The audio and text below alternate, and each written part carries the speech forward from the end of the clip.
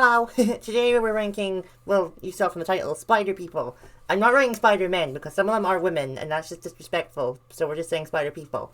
And I think there were a couple of non-binary ones, but I don't think they had a big role, so yeah. Obviously, I should just say right off the bat, there were a lot more Spider People than the ones I'm ranking, but I'm only ranking the ones that were kind of relevant. I feel like it's not unfair to include, and plus too long if we include all of them.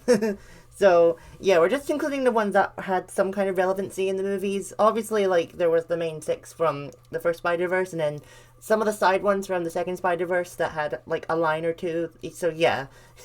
Unfortunately, I won't be including, I don't know what their name was, but the one on the wheelchair, because they just weren't significant enough. It was cool and all, but just, like, they didn't really have anything. So, yeah. But anyway, I feel like I'm going to get a lot of hate for this, but, Patrick and Miguel O'Hara, they both have the same last name. So with Patrick, I just ranked him the lowest because, like, he sucks. He's literally just an American Spider-Man. Like, he's a cowboy and he likes guns and yay, all the stereotypes of Americans. Wow. Ugh, I really, like, if you know, like, I think you can guess why I do not like him. And the anti-woke people can come at me all they want, but I don't care. But for Miguel, I could understand why some people would like him, because his backstory is really sad, I will give him that, but he's just not a good person. In case you're wondering, Patrick's spider alter ego is Webslinger, and then Miguel's is Spider-Man, but it's written Spider-Man 2099, because that's, like, the year he's from. Yeah, that's all I have to say about that. But Miguel is, like, just a big dick. Especially when he's, like, yelling at Miles saying, like, you were never meant to be Spider-Man, you were just a mistake and a byproduct. And it's like, okay, but the algorithm kind of, like, fixed that, didn't it? So, yeah, he kind of is Spider-Man. Like, it doesn't really matter, does it? I don't know. I don't like him for that reason. Anyway, moving on. Ben Reilly is in the C tier. I don't actually remember much of him. I remember how cool his art style is, but and I know he was sent by Miguel to retrieve Miles after Miles left to try and save his dad, but, like, he's just a dick. He really is.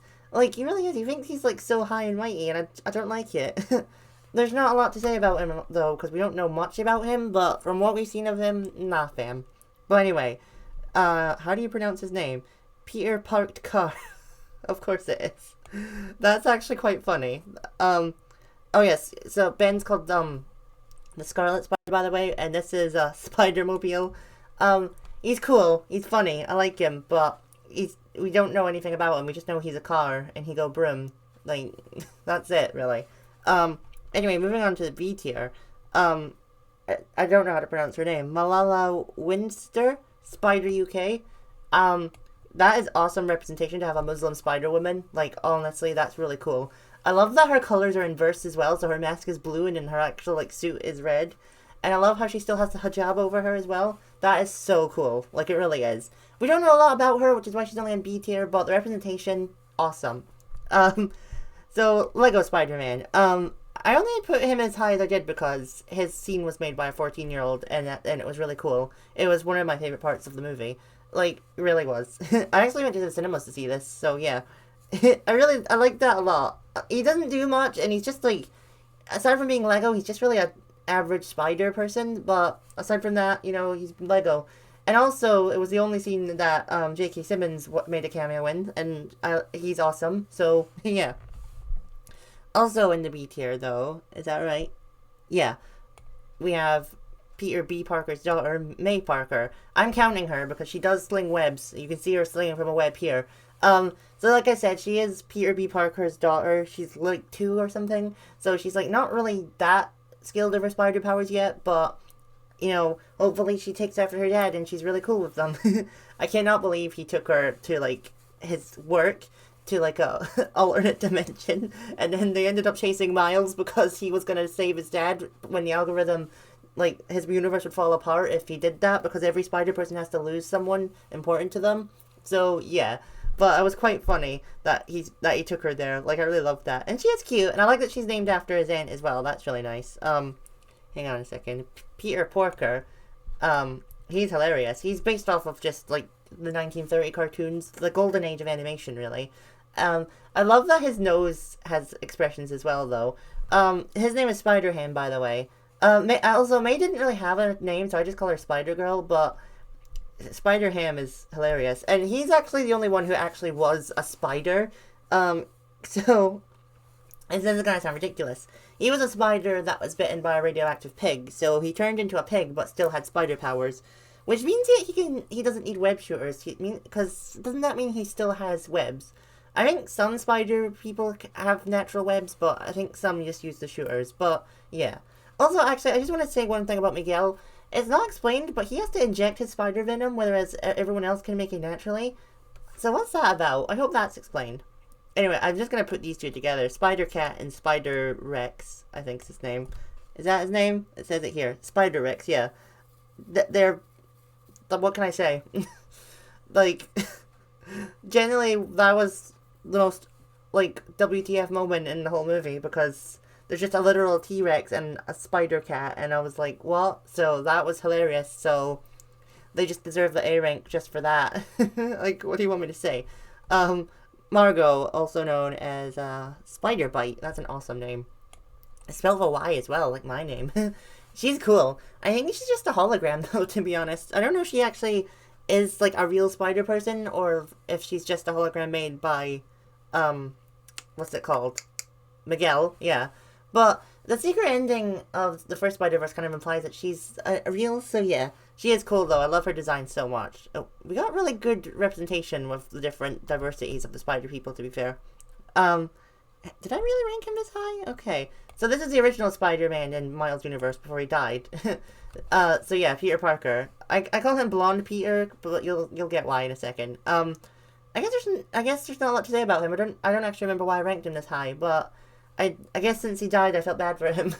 Yeah, he died, and that's how Miles became the new Spider-Man, because, like, he had to take over from that, because Miles was bitten by a spider, not from his universe, so it was meant to bite another Miles, but because it got sent to his universe by mistake, it bit him, and then the algorithm had to fix that, so it killed this Peter Parker, and that's how Miles took over from him, so, yeah.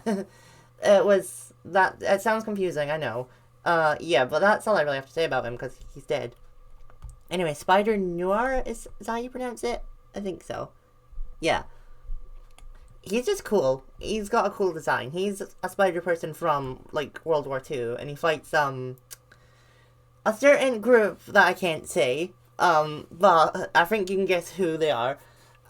He's also, I think he's, like, meant to be a gangster Spider-Man as well, which is really cool, and he's always, like, the wind is always where he goes, so he's always in the wind, no matter what, kind of like Pocahontas a little bit. So, yeah, he's really cool. And he also stole a Rubik's Cube and brought it to his dimension, because his dimension's in black and white, obviously. So, yeah. I think that's quite funny. Anyway, I hope I pronounced his name right, but Peter Parker, yeah. Spider-Man India. I probably said his name wrong, but I'm really sorry. So, yeah, we got an Indian Spider-Man. That's awesome. We don't actually know if, Malala is Indian or not, because, just because you're a Muslim, it doesn't mean you're Indian, so I don't want to say that she is or not, because I don't think we've seen her face, unless we have in a comic book that I don't know of, but again, like I said, I've read one Spider-Man comic, but we'll get there when we get there, but Pavitri is really cool. He's awesome. I love him so much. He's got such a cool attitude. I love when, like, he's talking about drinking chai, and then Miles says, I like chai tea, and then he's just like, you do know that saying that means that you're drinking tea. Yeah. So, yeah, he's really cool. I like how he has that, like, yo-yo thing as well. I don't know what it's called, but he uses his webs to, like, sling it. And also, his universe was the first universe to fall apart because... Miles followed Gwen, because Gwen is, like, a dimension hopper who, like, go about fixing, like, what are they called, anomalies in different dimensions. And she went to his dimension, but Miles followed her. And since he wasn't meant to be there, he saved his, like, girlfriend. I don't remember her name. And because of that, the algorithm started destroying his universe because it didn't know what to do with it. So, yeah, that's what happens if a spider doesn't lose a loved one. So, that's a bit dark. Anyway, Peter B. Parker. We got to know him the most. I love him so much. And unpopular opinion, but he's one of the most attractive spider people. I know that is definitely an unpopular opinion. I also love how... Because he had to go through a really good arc in the first movie, because him and MJ got divorced, and then, like, because she wanted kids and he didn't, and then his life started falling apart, and he started gaining weight, And then he got sent to Miles' universe and then had to go back. And then, like, I literally just caught on this as I was doing research for this video. Then he, like, because I remember this from the movie, because Miles is the only one, because it's his universe. If you stay in someone else's universe too long, your body starts to glitch, and then you will eventually just disappear. So that was obviously happening to them. And Miles was going to stay back to send them back, but he hadn't figured out how to use his Spider-Man powers properly yet. So that's when Peter B decided to, he was going to stay back and send all the other spiders home, which means he would have died. And I literally just realized that means I don't know if I'm allowed to say the word, but I hope you're catching on what I'm saying here. So, yeah, he is something idol spider person, which, damn, that hits hard. Obviously, at the end, he really, doesn't do that, because, Miles learns how to use his powers properly, and then he goes home, makes out with MJ, and then he decides he does want kids with MJ, and then that's really cool as well, so yeah. There's also quite a funny scene where he talks to that universe's MJ, but she doesn't know what's going on, so she's just like, okay, cool. But anyway, Hobie Brown is awesome. So, when I said I had only read one Spider comic, I was talking about his. I don't know what issue it was, but I read one of his comics, and it was really cool. He goes by Spider-Punk, in case you're wondering. He is awesome. I love him so much. I love his hair as well. His hair is just all over the place, and it's awesome. And his comic, since it's the only one I read, I actually did quite enjoy it. I'm not gonna lie. I don't even remember what it's about, but I remember I enjoyed it. It was 2 years ago or something. Well, no, it was just over a year ago, because that's how old the movie is. But he is also friends with Gwen, and when Gwen gets kicked out of the dimension, hoppers, as I call them, they're not actually called that, that's just what I call them. He, gives her another, dimension bracelet that allows her to hop between dimensions, against them, against the Miguel's will. And then that's when she forms, a team to go look for Miles, because I'll get there when I get there. But he is one of the cool ones. He also is the only one that didn't go after Miles when Miles ran away to save his dad, showing that he actually does have a conscience, unlike, some of the other spider people. I mean, Gwen and Peter did feel bad for him, but they knew that was just the algorithm and they had no choice. But, yeah. Anyway, Penny Parker. She is awesome. She's based on anime as well. I'm not an anime fan. The only anime I've really watched is Pokemon, but I do love the art style. It's really cool. I also kind of like how her mouth movements don't really go with what she's saying, actual anime. Also, she herself technically doesn't have any spider powers. She has spidey sense, but that's about it. Because with the spider that bit her, they actually got psychically linked, and now, they're telepathically connected. And then that spider is inside a robot that has the powers, and she sits in the robot, so she's kind of has a mech suit, really. That's what it is. But her mech suit died at the end, and she had to, she saved the spider, but she had to rebuild it when she went back to her dimension. And now it was really cool. She's also voiced by one of my favorite voice actresses, and I don't remember her name, but she's also the voice of Nifty as well. So, yeah. Anyway, Miles. How could I not put Miles in S tier? I would say, aside from, obviously just the generic Spider-Man, he's, the other spider person that we've gotten to know the most. I really love him. I love, watching his, arc in the first two movies. I'm excited to see where the third movie goes. I'm not going to go, too into detail, because it is a lot, but him learning how to be a spider person, and then getting inspired by what his dad said, and how it's just a leap of faith, wow, that's really inspiring. Spider-Verse is just one of the most inspiring films ever made. And obviously, he's technically was never meant to be a spider person, because the spider that bit him was sent to his dimension, but he's not listening to that, because he's just nah, I'm gonna do my own thing. That was really cool, that line. And then he accidentally got sent to the wrong dimension at the end, because his spider venom is from a different universe, so he got sent to the original one's universe, and at the end it shows him being kidnapped by that Miles Morales, who is now the Prowler. So I'm excited to see where that goes. Anyway, Jessica Drew is damn.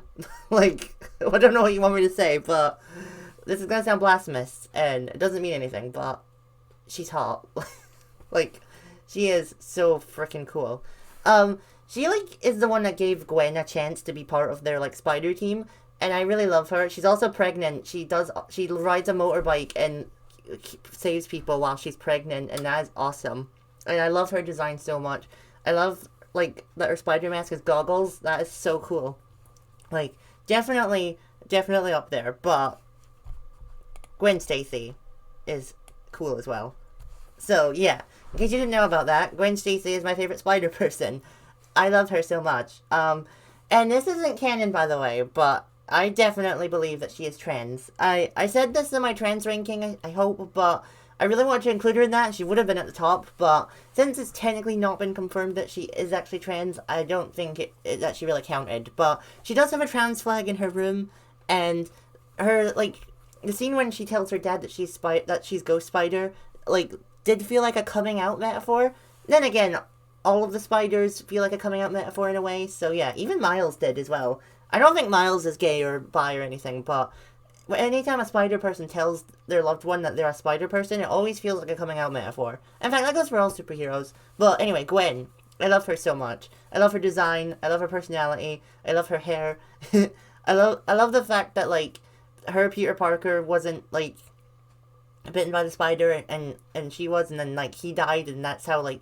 But then her dad thinks that Ghost Spider killed Peter Parker, and so there's a warrant out for her arrest. So then when he, like, found out, like... So he caught her, yeah, because he was, like... She was basically on the run from the law. I'm sorry, I'm getting muddled up here. And then he finally caught her, and then that's when she revealed that she was Gwen. And, like, you know, you can see why I didn't tell you. But her dad was still going to arrest her, and then that's when Jessica Drew saved her and basically took her in. And, yeah.